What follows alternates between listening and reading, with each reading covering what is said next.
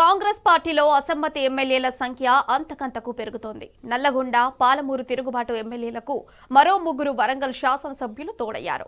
వసూళ్ల నేతకు 30% మంత్రిగా నామకరణం చేయడంతో పాటు భవిష్యత్తులోనూ అదే పేరుతో పిలవాలని నిర్ణయించారు. అసంతృప్తుల రహస్య సమావేశం ఆడియో క్లిప్పింగులు కాంగ్రెస్ పార్టీ కీలక నేతల వద్దకు చేరాయని తెలుస్తోంది.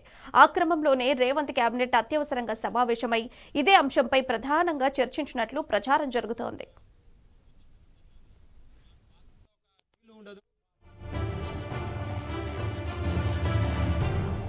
కాంగ్రెస్ లో రగులుతున్న అసంతృప్తి కుంపటి ఇప్పట్లో చల్లారేటట్టు లేదు. నల్గొండ, పాలమూరుకు చెందిన 10 మంది తిరుగుబాటు ఎమ్మెల్యేలతో మరికొంతమంది జత కడుతున్నట్టు తెలిసింది. వరంగల్ జిల్లాకు చెందిన మరో 3 ఎమ్మెల్యేలు తిరుగుబాటు నేతలతో కలిశారని ప్రచారం జరుగుతోంది. దీంతో తిరుగుబాటుదారుల సంఖ్య 13కు చేరినట్టు అయింది. రాష్ట్ర ప్రభుత్వంలో నెంబర్ 2గా చెప్పుకుంటున్న మంత్రిని టార్గెట్ చేసుకుని తిరుగుబాటు మొదలైనట్టు తెలుస్తోంది. పార్టీని కాపాడుకోవడానికి నోరు విప్పాల్సిందేనని, కోట్లకు కోట్ల డబ్బు మూటలతో వచ్చి రాజకీయాన్ని వ్యాపారంగా మార్చాలనుకునే వారిని పార్టీ నుంచి బయటకు పంపే వరకు వెనక్కి తగ్గవద్దని, త్వరలోనే రాహుల్ గాంధీని కలిసి ఫిర్యాదు చేయాలని తిరుగుబాటు ఎమ్మెల్యేలు నిర్ణయించినట్టు తెలిసింది. ఒక మంత్రి వసూళ్ల దందా మీద తిరుగుబాటు చేస్తూ 10 మంది కాంగ్రెస్ ఎమ్మెల్యేలు రహస్యంగా సమావేశమైన విషయం రాష్ట్ర రాజకీయాల్లో సంచలనం సృష్టించింది. కాంగ్రెస్ లో దుమారం రేపింది.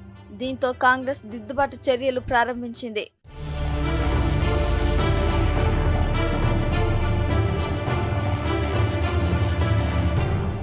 వ్యాపారం చేసుకునే వాళ్ళు ఏ పార్టీ అధికారంలో ఉంటే ఆ పార్టీలోకి వెళ్లిపోతారని తిరుగుబాటు ఎమ్మెల్యేలు అభిప్రాయపడ్డట్టు తెలిసింది. ఆర్థిక అంశంతో కూడిన పాలనాపరమైన ప్రతి పనికి ఒక రేటు ఫిక్స్ చేసి వసూలు చేస్తున్నారని, భూ వివాదాలపై ఎటువంటి ఫైల్ తీసుకెళ్లినా ఒక మంత్రి 30% వాటా అడుగుతున్నారని తిరుగుబాటు ఎమ్మెల్యేలు ఆవేదన వ్యక్తం చేస్తున్నారు. సదరు మంత్రిని 30% మంత్రిగా నామకరణం చేస్తున్నట్లు, భవిష్యత్తులోనూ ఆయనను 30% మంత్రిగానే సంబోధించాలని నిర్ణయించినట్లు తెలిసింది. తిరుగుబాటు ఎమ్మెల్యేలకు మద్దతుగా వెళ్లిన వరంగల్ జిల్లాకు చెందిన సీనియర్ కాంగ్రెస్ నేత, తొలిసారి ఎమ్మెల్యే అయిన నేత ఒకరు 30% మంత్రిగా ఉన్నంతకాలం ఆయన పేషీలోకి అడుగు పెట్టనని శపథం చేసినట్టు తెలిసింది.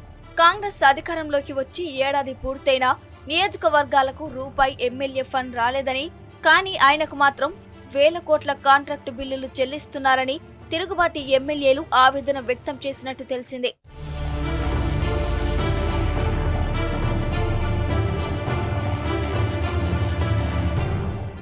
అసంతృప్త నేతలు సమావేశమైన నేపథ్యంలో వారి మధ్య జరిగిన సంభాషణ ఆడియో క్లిప్పింగ్లు బయటకు వచ్చినట్టు తెలిసింది. ఆ క్లిప్పింగ్లు కాంగ్రెస్ పార్టీకి చెందిన కీలక నేతలకు అందాయి.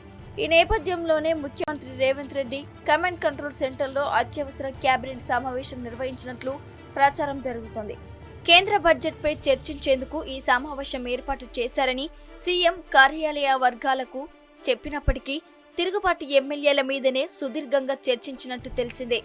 పారిశ్రామికవేత్త, యువ ఎమ్మెల్యే ఒకరు తిరుగుబాటుకు నాయకత్వం వహించినట్లు కాంగ్రెస్ పెద్దలు గుర్తించి ఆయనతో రాజీ ప్రయత్నాలు మొదలుపెట్టినట్టు తెలిసింది.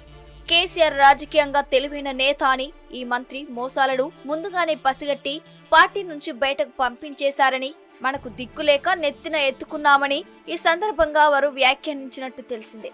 బీఆర్ఎస్ నుంచి వచ్చిన వలస నేతల పెండింగ్ ఫైళ్లు వెంటనే క్లియర్ చేస్తున్నారని, వారికే పార్టీ సలహాదారు పదవులు కట్టబెడుతున్నారని, వారి అనుచరులకు నామినేటెడ్ పోస్టులు ఇస్తున్నారని తిరుగుబాటు నేతలు ఆవేదన వ్యక్తం చేసినట్టు తెలిసింది.